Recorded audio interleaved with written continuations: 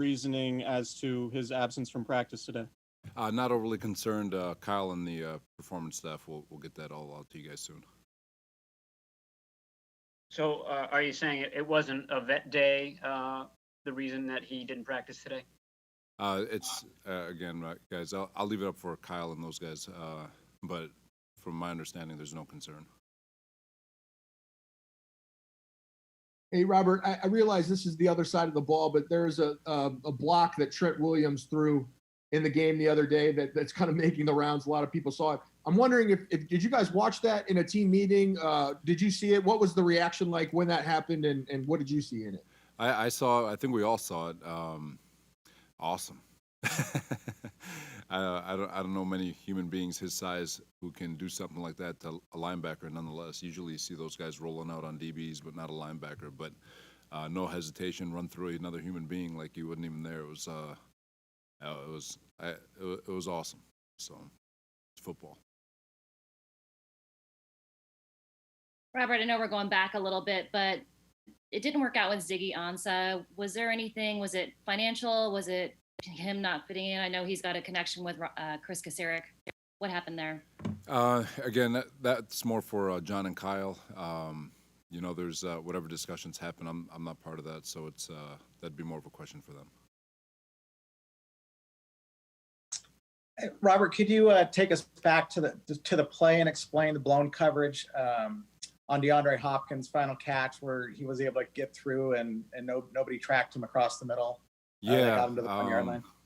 We called man coverage, and the huddle call didn't get out to the defensive backs.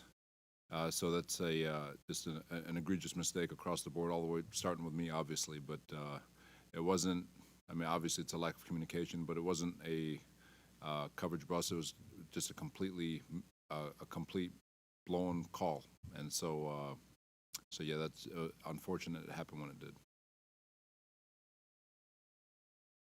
Hi, Robert. A lot of your defenders talked about how tired they were, and I guess understandably so, with 78 or 80 snaps. When you've gotten a chance to watch the film, at what point did you see that defense really start to get fatigued and broken down? Was there, a snap count there around the 60s or 70s where that became really apparent on film?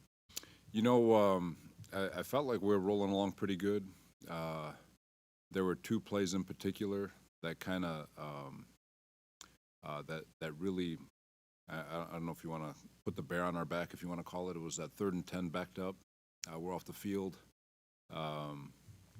We get called for holding on Hopkins, and then on the 2nd and 21, Kerry Hyder on they scramble for about 6 yards, so it's going to be 3rd and 15, which is very favorable for us, and we get called for a foul on the sliding quarterback with Kerry Hyder.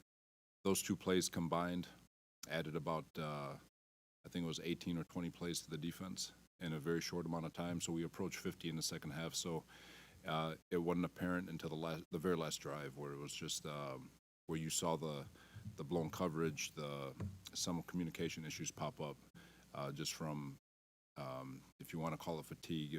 There was a lot. It became a lot there in the last drive is when I noticed it.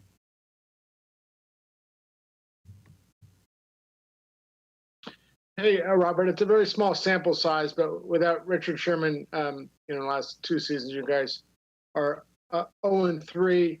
Obviously, it's an impact because he's very good.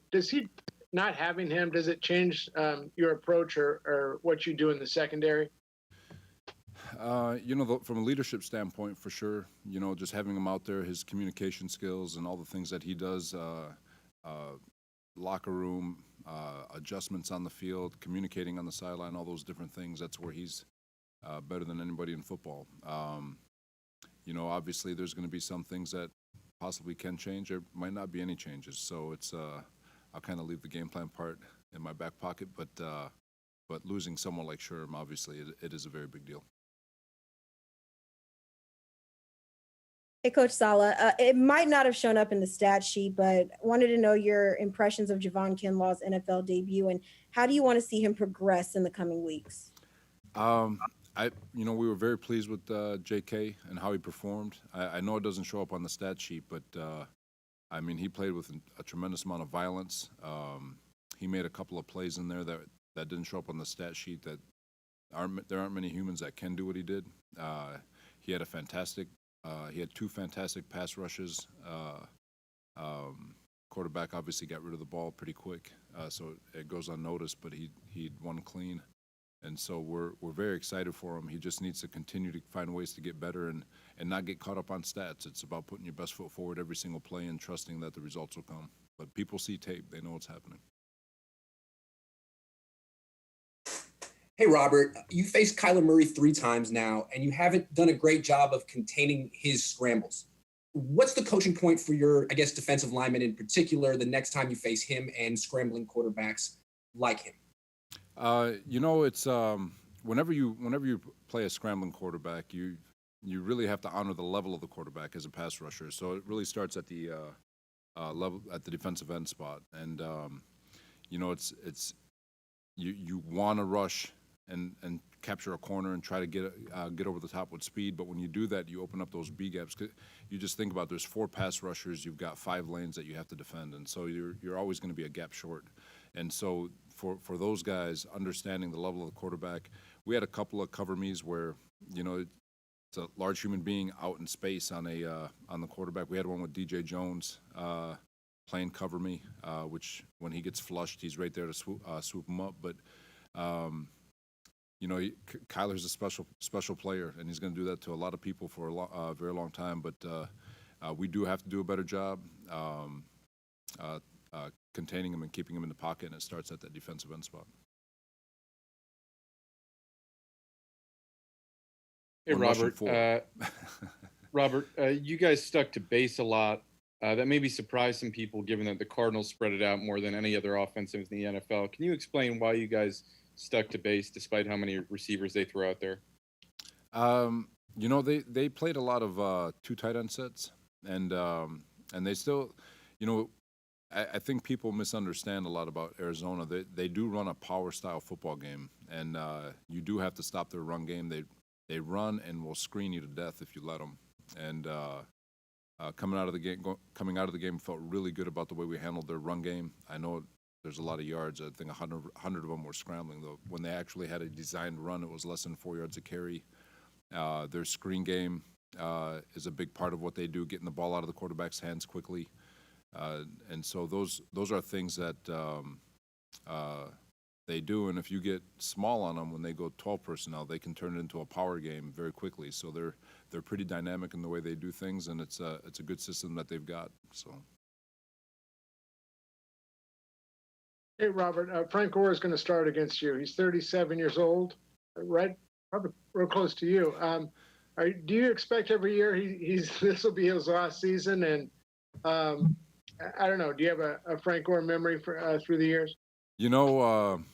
Frank, got a tremendous amount of respect for him. Obviously, I've never had a chance to really interact with him, but all I've heard from people around this building and people who've interacted with him in different buildings, that he is the first one in, last one out, takes unbelievable care of his body, and has such a deliberate approach to the game and the way he approaches every single day. And so it's no surprise that when you have people who are built that way, they do last as long as they have. And when you turn on the tape, he's still the same patient, physical, downhill running back that he's been his entire career. And I'm pumped for him that he gets to continue to live out his childhood dream, and excited for us that we get the challenge to go tackle him.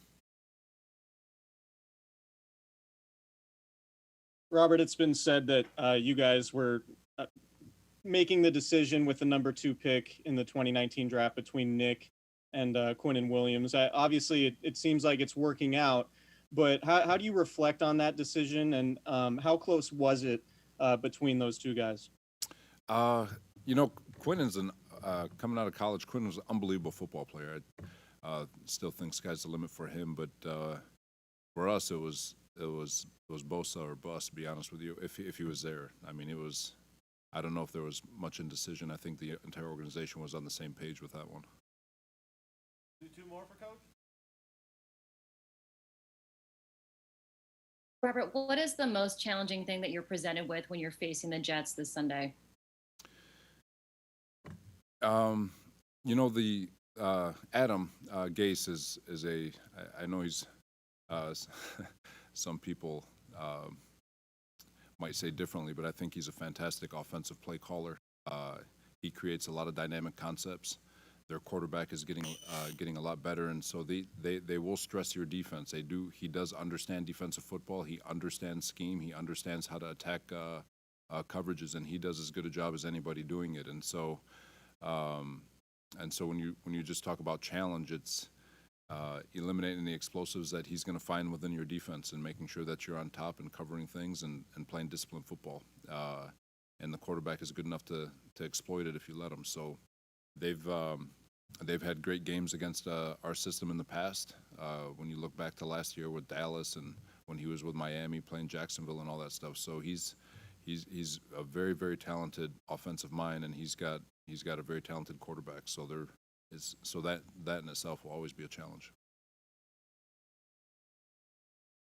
What is the thinking, or what's the advantage of playing field and boundary cornerback this year? Why switch it up this season? There was the field corner in our scheme plays with a lot more vision, and so when you look at the corners and the corners that we have, some guys can play with a lot of vision. For example, Sherm had 4 of his 5 interceptions when he was playing the field last year, where he played with vision and he could go take things. He's got an unbelievable skill set to be able to go do that. So to be able to have guys who play with vision, who have the mental makeup to be able to play routes and play the game with the quarterback, to get another set of eyes where we can go get the football, felt like that would be a very advantageous thing for us to do this season, as opposed to left and right and not taking advantage of the skill set that each player has. All right. Thank you, guys. All right. Thanks, guys.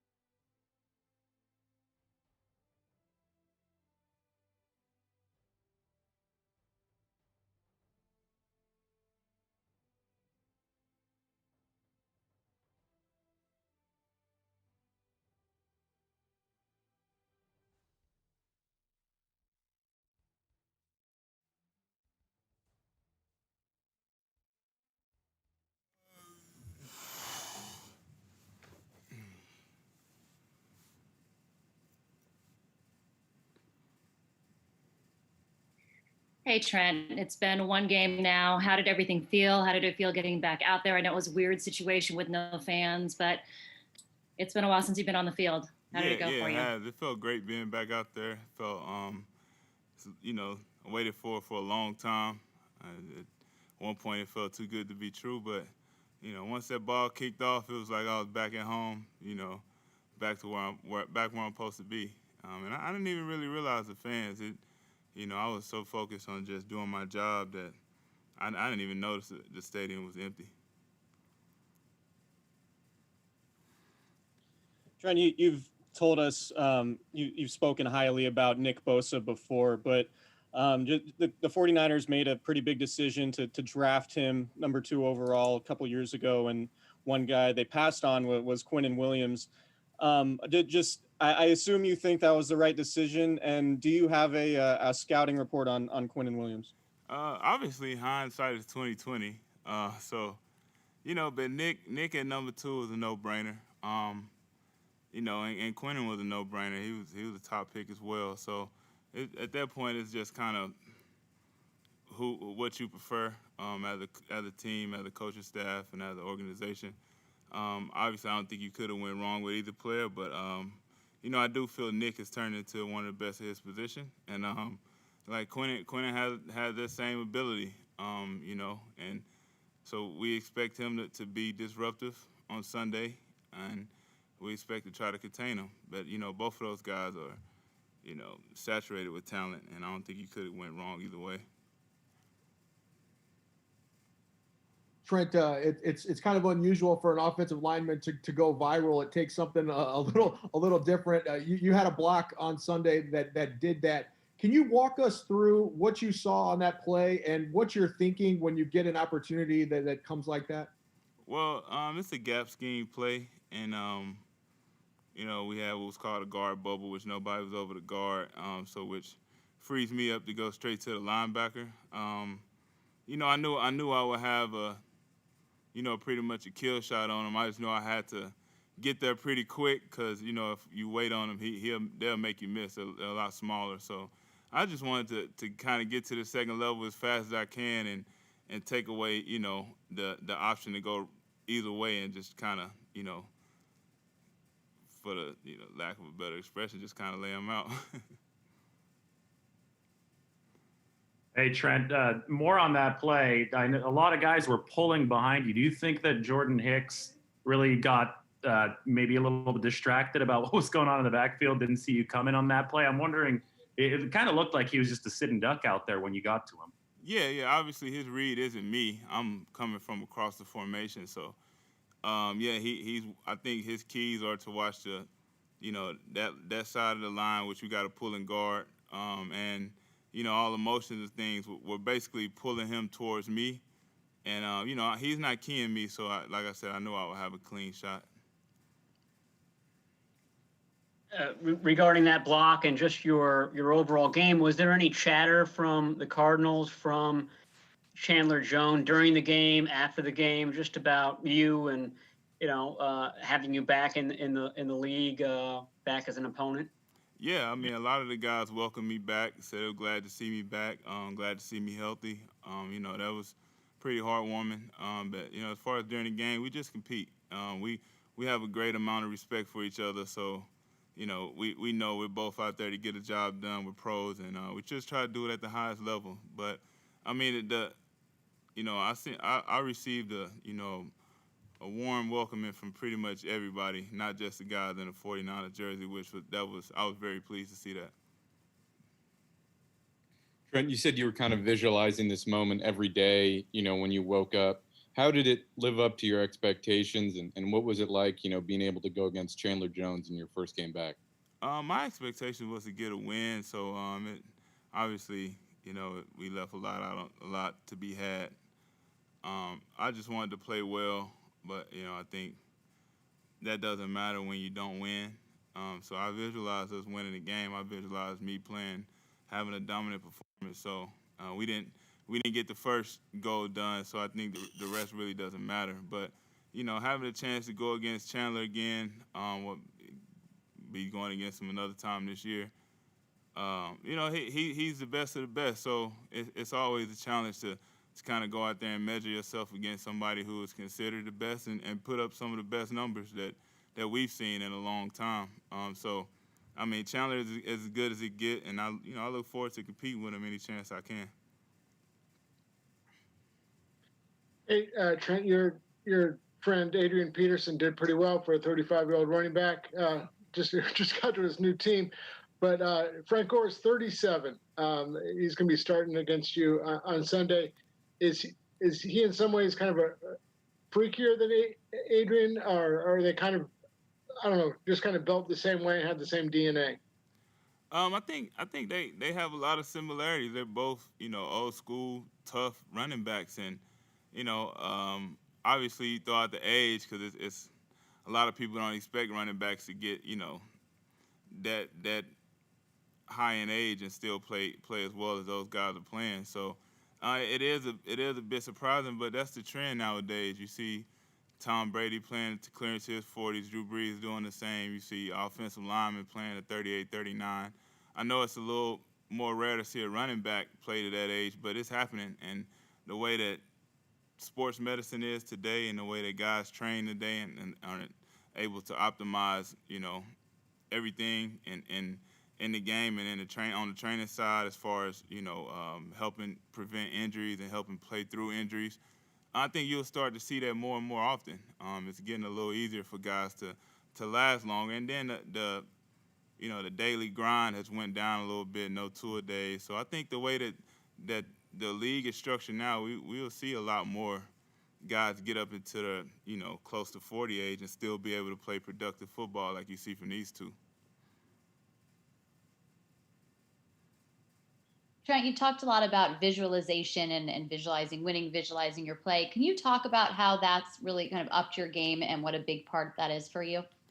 Yeah. I mean, it's something that I basically took up in the last year and a half. Because that was all I was able to do was visualize playing football. I wasn't granted the opportunity. So that's kind of one of the things that I think has helped me mature as a player and as a man, just sitting up, able to just visualize and walk myself through things that I know is going to happen, things that I'm prepared for, things that I'm preparing for. So, I think that visualizing part it's kind of underrated. I never really just said I had to sit up and think about these blocks, how I'm going to block this person. I study my film, I study my notes, and I kind of left it at that. But now, it was taken away from me for a year, so it's a lot more important to me now. I don't take it for granted anymore. So I'm doing everything I can to just be prepared to be the best player I can on Sunday. And I think visualizing the game and the plays and my assignments, I think helps me out a ton. Hey Trent, one more on that block from earlier. I know sometimes highlight plays get shown in team meetings. Was that one shown? And if so, what was the reaction? And where does that rank maybe in as kill shots, as you call them in your career? Yeah, I think that's probably that's one of the best ones I probably put on tape. I've had some good shots where out on the screen kind of catch a little guy, but in the box it's a lot harder to get those type of blocks. So I think it's probably ranked top of my career. But yeah, Cal, he actually sent me a video that night just saying, wow, that's good to have me back and stuff like that. So yeah, I think the team was, they liked the block, obviously. The team meeting would have been a little more enjoyable if we would have got the win, though. Hi, Trent. When you think about resilience, whether it's a loss or an injury or a life challenge, what is your approach to facing adversity, and how do you build your resiliency muscle as an individual and as a team? Yeah, for me, this last year and a half has been all about resiliency and overcoming adversity. So I think, that's kind of one of my strong points at this point. That's all I've been faced with for the last 18 months. But as a team, it all starts up top. And, however long they linger on what happened the week before, it'd be the same amount of time the team lingers, the players linger on what happened the week before. So I think it's all with the coaching and the culture, and I think Cal does a great job of that. We realize where we let the game slip away, but we do realize that we can't let that team beat us 2 weeks in a row. So we have to put that away to the next time we meet them, and we have to focus on the New York Jets. And I think they do a good job at that. Do a great job at it. Last one. Trent, this was your first game blocking for Jimmy Garoppolo, and he had some highs and lows through it. What did you take away from playing with Jimmy, and kind of what's been the mood this week to kind of get him and the offense more on track? Well, I mean, first and foremost, I think Jimmy, and not only Jimmy, but a lot of the quarterbacks in the league, especially, particularly pocket passers, without having a preseason, without having a real live period where guys are actually flying and actually coming to hit them. I think, that timing, I think it'll take a little minute to kind of link up. That's first game action we've seen. He's seen all 2020. I mean, outside of the Super Bowl, but I think that's one thing that gets overlooked, especially the cohesiveness that they need between the quarterbacks and receivers. I mean, you can get a little bit in practice, but nobody's playing those receivers that hard in practice because you want to protect each other, and obviously nobody's laying a hand on the quarterback. So I think Jimmy did well. I think he controlled the game. He was poised. We kind of drew from that energy he brought to the huddle. And we all had places that we want to improve. That's every player on this team. So we don't really look at it like the ups and downs or whatnot. To me, he did what he was supposed to do. He motivated the team. He got, he was poised. We was going on a drive to win the game. It was no panic. Obviously it didn't go the way we wanted it to go, but that game could have easily went our way. And so we're not going to sit here and try to pick that game apart and pick everybody's performance apart. We're all professionals. We know what we need to improve, and we'll just kind of fix it the next week. Thank you, Trent. All righty. Y'all have a good one.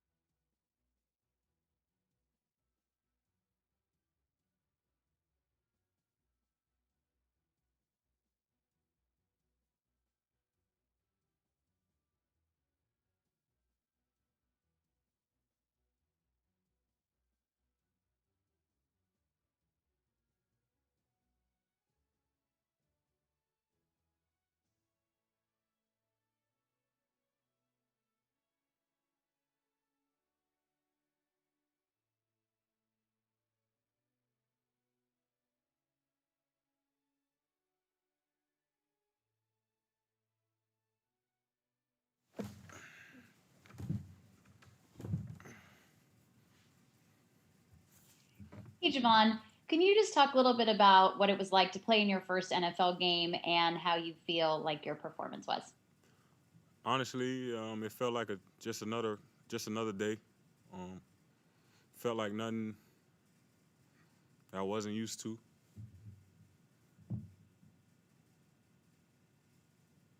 Javon, you were admittedly hard on yourself, at least early on in training camp when we spoke to you. You said you could play a lot better. Do you feel like you're at that level now, maybe a little bit closer to your expectations? Not even close. I'll probably never get there my whole career. That's just how I am on myself.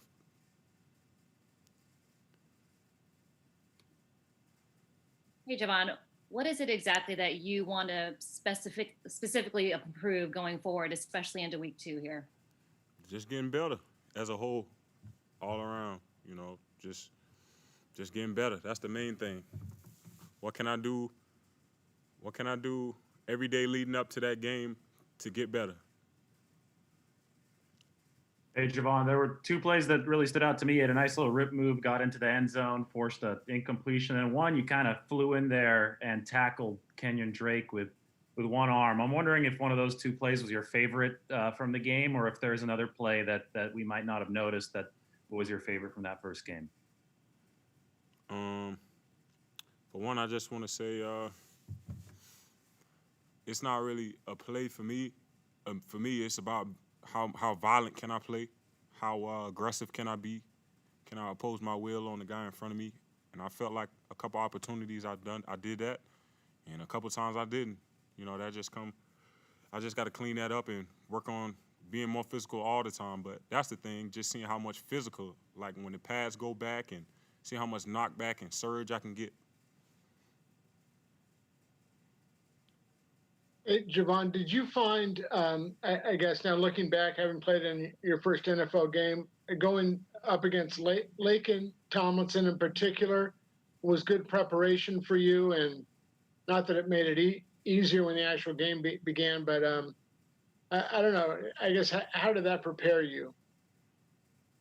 It prepared me a whole lot, man. It prepared me to be lower. It prepared me to play stronger, faster. As he's definitely a fast guy. So you got to be on your P's and Q's with Lake. But definitely had me playing fast out there. Javon, I kind of have 2 questions for you. One is, how important has Nick Bosa been as somebody who, I don't know, who you can speak to about the technical skills of being a pass rusher? And the second question is, how much have you studied Quinn Williams? And I know you guys used to play each other in the SEC. Nick is always a good help. After every rep or everything I do in practice, he's always coming over, giving me little points here and there. And I watched Quinn Williams some, mainly in college, but I never played against Quinn. But Quinn is a good player. Hey, Javon, how would you grade your week 1 performance, just from your hand usage to your leverage, to your feet, to your violence, just all around? And I want to know, where do you think you can improve the most as a player moving forward? My performance week 1 was very below average to me. Probably that way for a lot of people, but yeah, it is what it is. You just come out and get better every day. And what was the end of that? How are you going to improve going into this week? Oh, not one thing, just trying to get better, man. Everything from stance, alignment, aiming points, just trying to get better at everything, man. Hi, Javon. Brendan Anderson with KDOL. When you think about resiliency, whether it's losing a game or life challenges, what is your approach to adversity, and how do you build your resiliency muscle as an individual and as a team? Go punch it in the face. That's how I deal with adversity. Go punch it straight in the mouth. And what was the second part of that question? Oh yeah. Well, yeah, that's what I do with it. Just punch it straight on. Thanks, Javon.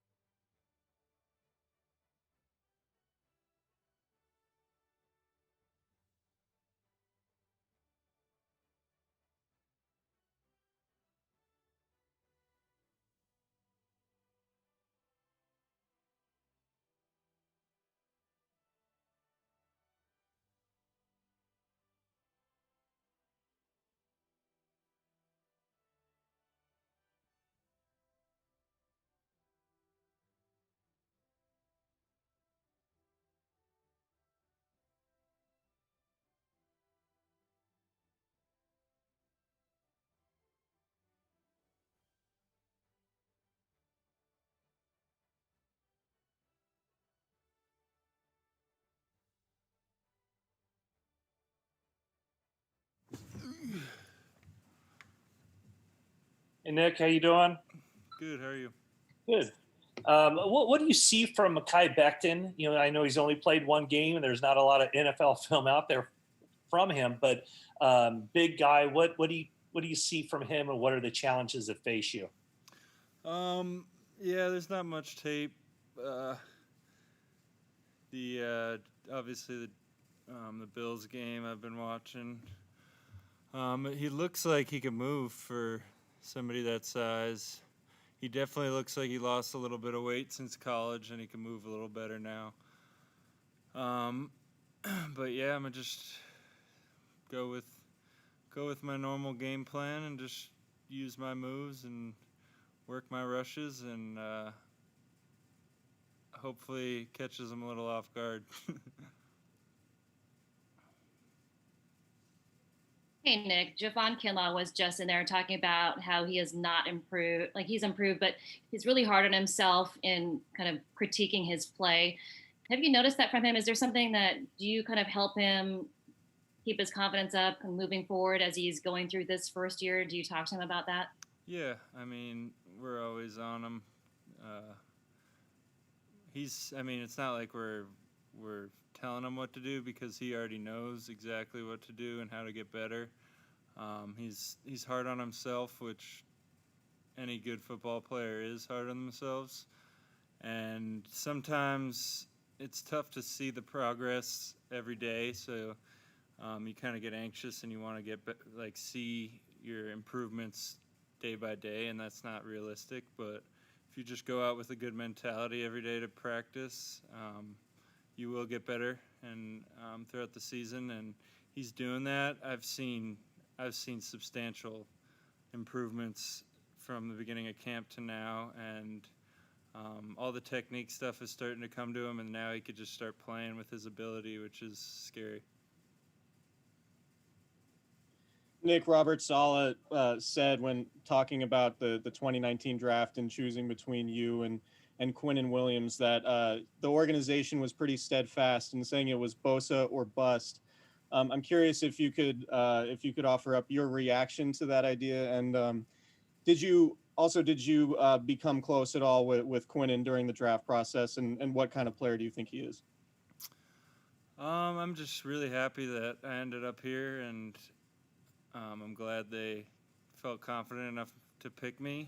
And Quinnen, I hung out with him a bit at the combine. He's funny, good dude. I don't know much about him as a player, but I watched him his junior season at Alabama, and he looked amazing. And I'm sure he's going to get the hang of it here pretty soon because he's super talented and he's got everything he needs. So, yeah, I mean, two good players, and I'm happy I got picked one above him. Hey, Nick, as we talked about Javon, it's true that he seems to be his own biggest critic. But one thing I noticed, he talked all camp about how he wanted to develop more than a bull rush, that was his primary thing. I thought we saw a lot more than a bull rush in this game. I'm wondering, from your perspective, watching the tape, playing alongside of him, how would you evaluate that first start in terms of the technical mastery or the technical progress that he was able to show? I'd say it's super encouraging how he played in the first game. You could just see a lot of the stuff he was doing was just natural ability and just reacting and instincts, which is something you don't teach. And obviously he's got to learn a few things and just learn how to use his God gifts. But for him to go out and make a couple plays right off the bat there against a really tough team to make plays against, it's super encouraging. And I mean, he's probably at 50% of his potential, just to give you an idea of how, not saying that he's doesn't have technique or anything, but once he really gets the hang of it and figures out what he could do, then I think he could really be a great player. Nick, Robert Saleh mentioned that in terms of containing mobile quarterbacks like Kyler Murray, it's kind of the responsibility of the defensive end. What did you see on tape from that game, and where do you think you guys can improve in that respect? I think we started off well with our game plan. First 10 drives were as good as you could pretty much do against those guys. And then once the tempo got going, a few stupid plays, a few mistakes, a few penalties, and they get the tempo going and you're tired, you can't get off the field. And then it turns into their type of game. And that's not what you want against the Cardinals, because if they could play their type of football, they're really tough to beat. They're kind of like the Ravens in the sense that when you play them, you have to change what you do to stop what they do. And yeah, I mean, we started off good. We let them towards the end. We got a little tired and got out of our rush lanes, and Kyler broke the pocket, and it's just a recipe for disaster at that point. Nick, what was just kind of, I guess, the overall vibe and mojo of the D line room Monday and this week as you guys just try to kind of recalibrate and just get all that spirit that you had last season? Yeah, it was kind of anxious, just frustrated a little bit. Obviously, we didn't start off how we wanted, and but it's the NFL, and you got to move on to the next week because there's a lot more games to be played. And if you let this feeling linger, then you're not going to play well the next week. So I just think just putting that behind us, we're playing a team that allows us to kind of play our scheme this week, and we're excited about that. And yeah, it was just kind of like putting that behind us and getting on with the season and getting back to what we do. And Nick, you're probably going to be tackling a 37-year-old running back a couple times on Sunday. What do you know about Frank Gore, and can you imagine still playing 15 years from now? I definitely can't imagine that right now, but I know that he's from, I don't know if he's from South Florida, but he went to UM, right? And I know he trains down in South Florida, so a lot of my buddies from high school and college and know him and have been around him. The first time I met him was in the locker room after the Super Bowl last year, so that wasn't the best situation, but he just told me to keep my head up and gave me like a few words of good advice. And he seems like an unbelievable dude, but he's obviously the enemy this week, so I'm going to get after him. Hey, Nick, Trent Williams was just in here talking about how he uses visualization a lot in his game in terms of visualizing a play, visualizing a win. Is that something he's talked to you at all about, or anything that you might have interest in? I haven't talked to him about that, but I feel like I use a little bit of that visualization. Just like, 'cause sometimes, like, for instance, I'm playing a tackle that there's not much film on this week, so I kind of just visualize what I would be doing on a play while I'm watching film instead of watching what one of the Bills rushers were doing. So I'm like envisioning what I would be doing step for step, hands, whatever, finish. So yeah, there's definitely visualization. I don't like thinking too much about exact play, like exact things, like I'm gonna sack him on this play, and if I don't, then oh my god, I missed it. Or so I try not to get too deep into the visualization, but whatever Trent's doing is working, so it works for him. Nick, Trent Williams had a pretty amazing block in that last game where he threw the linebacker down. Is that something that you expect from him? Did you take a look at that? What did you see from him on that play? It's pretty clean cut. He destroyed that guy. I think that's super impressive, and that's something that not many tackles do, but I'm more impressed with how he held up against Chandler Jones the entire game. And he made Chandler look like an average dude out there, which is almost impossible to do. And for him to do that first game back, that's pretty unbelievable. So I think it's really cool to have somebody who's the best at what they do, bar none, number one, best at what they do on your team. And I watch him every day, and I'm just happy he's on my team. Thanks, Nick. Thank you.